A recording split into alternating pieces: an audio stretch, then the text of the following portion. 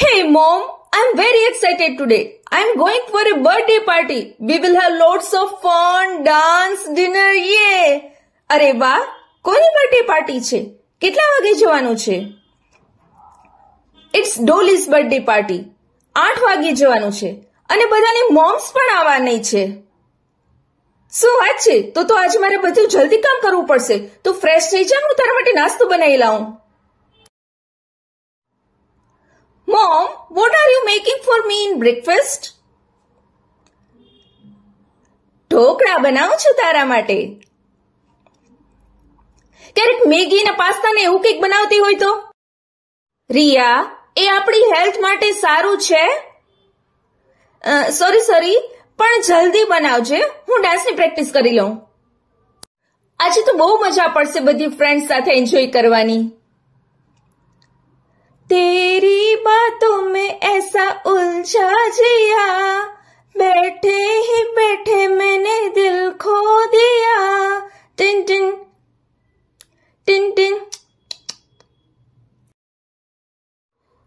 રિયા, તારા પપ્પા મારા માટે સાડી લાવ્યા હતા, એ કેવી લાગશે પાર્ટીમાં? એ પહેરી લઉં? Mom, you are not coming with me. I'm going with Pinky and her mother.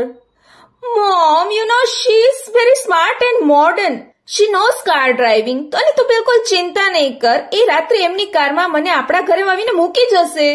અને આમ પણ તારે મમ્મી ઘરમાં કેટલું કામ હોય, પપ્પા માટે જમવાનું બનાવવાનું હોય, તો કઈ રીતે આવી શકે?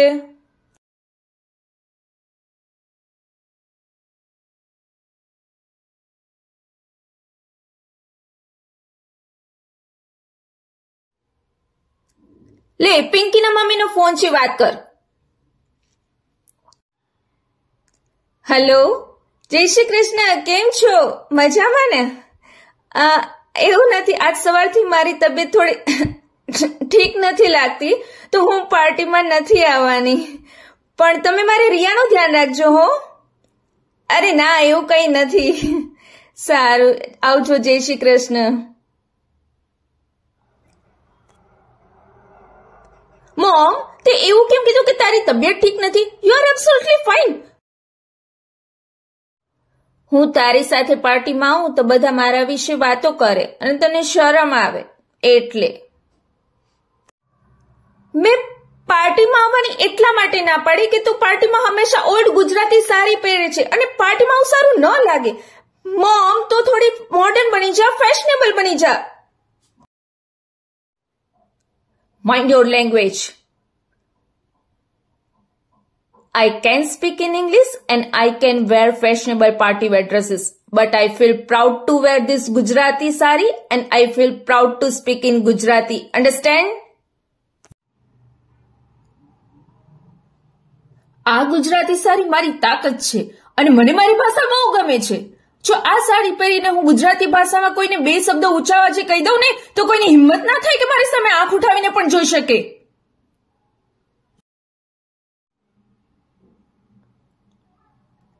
તું અહીંયા બેસ, હું તને સમજાવું. જો આપણે જિંદગીમાં ગમે એટલા આગળ વધીએ ને, પણ આપણે આપણા રૂટ્સથી કનેક્ટેડ રહેવું જરૂરી છે. તો એમ સમજને કે કોઈ ઝાડવું હોય એને એના થળિયાથી જુદું કરી દે તો કે એનું એક્ઝિસ્ટન્સ રહે? જો ઝાડવું હોય ને, એની ડાળીઓ ગમે એ દિશામાં આગળ વધે, પણ જો એના મૂળથી જોડાયેલું હોય તો જ એ લીલુંછમ રહે. બરાબર કે નહીં? We should stay connected with our roots. Understand? જા, હવે મૂડ ખરાબ ના કરીશ, તાર પાર્ટીમાં જવાની તૈયારી કર.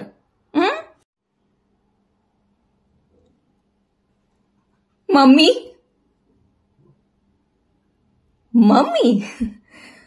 મમ્મી બોલે તો કેવું મીઠું લાગે છે. આ પપ્પા તારા માટે સાડી લાવ્યા હતા ને, એ પહેરીને તું આવીશ મારી સાથે પાર્ટીમાં? તને શરમ તો નહીં આવે ને કે હું ગુજરાતી સાડી પહેરીને તારી સાથે આવું તો પાર્ટીમાં? ના મમ્મી, સાચું કહું ને તો તું જો મારી સાથે પાર્ટીમાં ના આવત ને તો આટલા બધા લોકોની ભીડમાં મને એકલું લાગત. તારા વગર હું કઈ નથી. You are whole world for me. મને ખબર છે તને મારા વગર નથી ચાલતું. બેટા, તું જિંદગીમાં ગમે ત્યારે તું એકલી પડને મને કહેજે, હું હંમેશા તારી સાથે આવીશ. મને આજે રિયલાઇઝ થયું, we should not see outer look of anyone. Mom, you are awesome. I love you, Mom. જો રિયા, હું તને કોઈ બંધનમાં રાખવા નથી માંગતી, કારણ કે તારા બધા શોખ પૂરા કરવા એ મારી ફરજ છે. પણ એક વાત યાદ રાખજે, જ્યારે આ જિંદગીમાં મુશ્કેલી આવે ને, ત્યારે આપણા સંસ્કૃતિ, સભ્યતા, સંસ્કાર એ જ આપણને બચાવશે ને. ચા, હવે તું તૈયાર થઈ જા, હું પણ સાડી પહેરી લઉં. ચાલ જલ્દી, મોડું થઈ જશે, કેટલી વાર છે?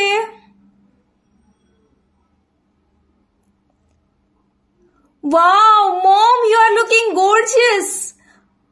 અને તને ખબર છે આજ ગરબા પણ રમવાના છે? તું શીખડાવીશ ને મને ગરબા રમતા?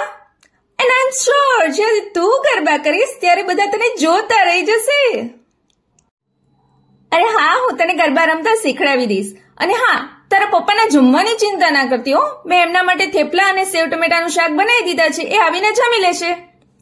અને હા, તારી ફ્રેન્ડ માટે એક સરસ મજાની રસ્તામાંથી ગિફ્ટ લેતા જવાનું છે. હો,